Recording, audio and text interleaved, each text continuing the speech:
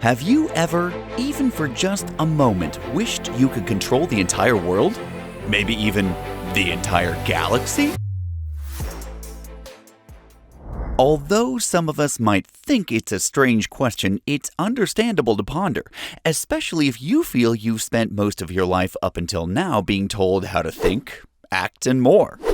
Some of us might already be wondering, what would that even look like? To control an entire planet. Can you control people's minds? The weather? How long some of your favorite shows stay on Netflix? But more importantly, many of us might also be wondering, do I even want that power? Or should anyone have it? There are no right or wrong answers, although some of our Enlightenment thinkers from the last unit might throw someone out a salon window in disagreement. Regardless, there have been folks in history whose ambitions have forced us to confront these questions at times. Last week, we witnessed Napoleon's monumental ascent from military school wonder boy to crowning himself the Emperor of France. We learned about the drastic steps he took to seize power, as well as the promises he made to the French people to solidify it. Today, we're going to examine how the ripple effects of these ambitions impacted not only the rest of Europe, but the rest of the world as well. Before we set sail, here are our guiding questions as well as our big picture question today. How did Enlightenment ideals influence the movement for independence in Saint-Domingue? What factors led Napoleon to abandon the French Empire in Latin America? By the end of 1812, to what extent had Napoleon expanded the French Empire? What were some of his methods as well as the limitations that stopped him from continuing the expansion? As well as our big picture question, what makes an empire? Why do they form? All right, let's go.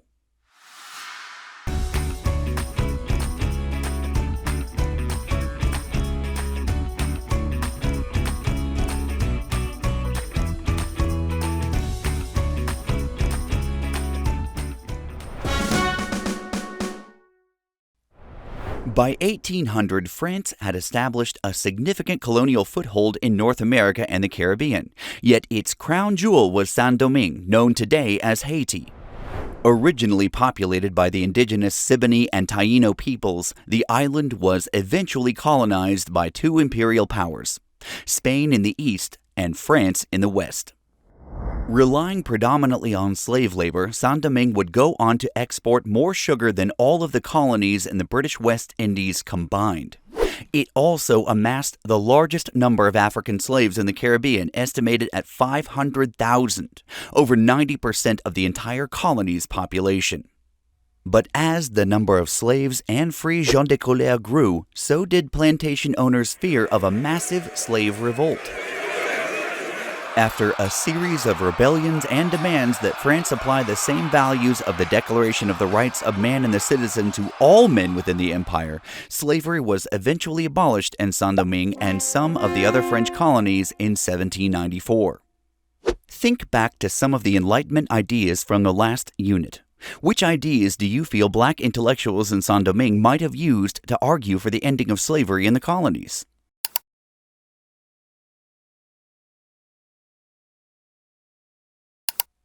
Yet by 1798, it had still not fully achieved independence.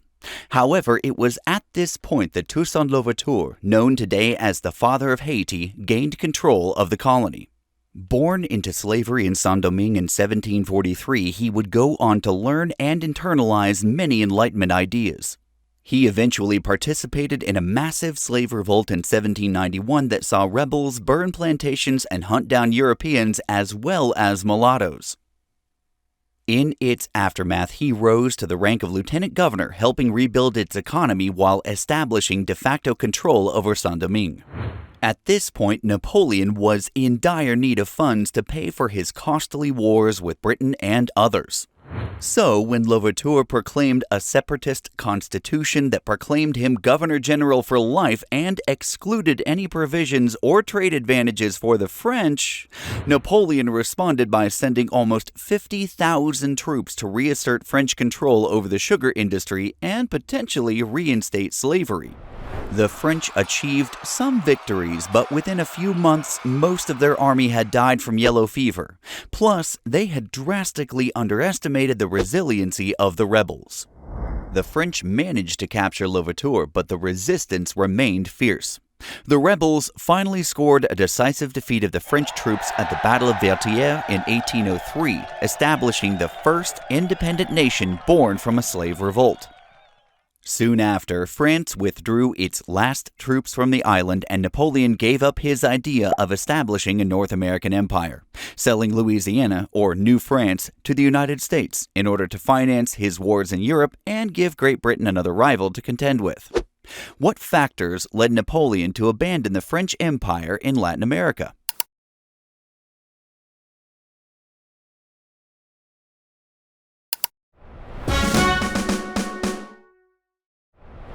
While Napoleon struggled to establish his transatlantic empire, he experienced much more success in his own backyard. By 1796, he had already annexed the Austrian Netherlands as well as parts of Italy, even establishing a puppet government in nearby Switzerland. A puppet government is one that is endowed with the outward symbols of authority but is actually controlled by another power. In this case, Napoleon was pulling the strings. But how did the rest of Europe and Eurasia respond to these land grabs? Well, they joined forces, creating a European Avengers of sorts to stop him, although sadly no Infinity Stones were available at the time. Made up of Britain, Prussia, Russia, Austria, and Sweden, the alliance declared war on France. Yet Napoleon was unfazed, putting together a string of military victories that kept the alliance at bay while sustaining heavy losses of his own soldiers throughout. These culminated in 1805 with the Battle of Austerlitz, located in present-day Moravia, Czech Republic. Regarded by military historians as a tactical masterpiece, he crushed an army of 100,000 Austrian and Russian soldiers in just 4 hours. Stunned, Austria, Russia, and Prussia were all forced to sign peace treaties in the aftermath of the battle. The world also witnessed the end of the Holy Roman Empire, which Napoleon reorganized into the Confederation of the Rhine. Speaking of Rome, Napoleon's victory meant he had established Europe's largest empire since the Romans. Based on everything we've learned about Napoleon, what do you think motivated him to expand his empire at such a fast rate?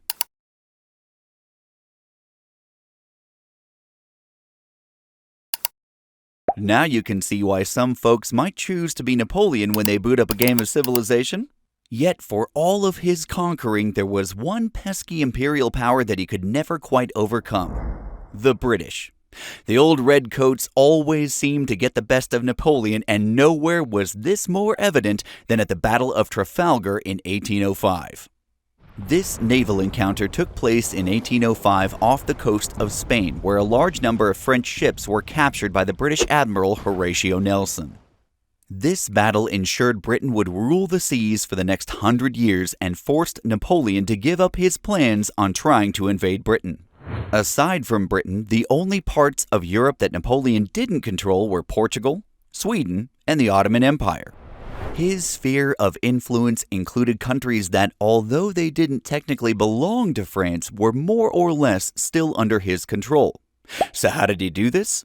Through backdoor deals, marriages, and other family ties, he directed leaders from Spain, the Grand Duchy of Warsaw, and several German kingdoms in Central Europe so closely that we also consider them his puppet governments.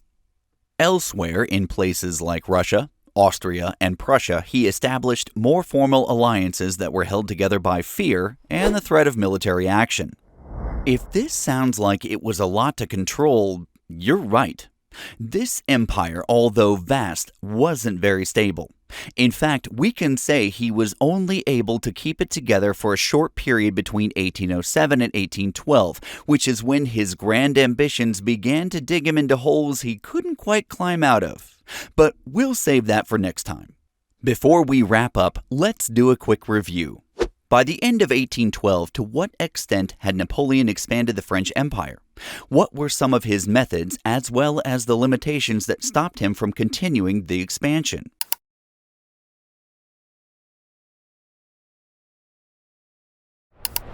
So next time you're offered power, whether it's over the entire galaxy or maybe just over your younger sibling, take a moment to think about the potential repercussions because, remember, history is everywhere. Hey, hey.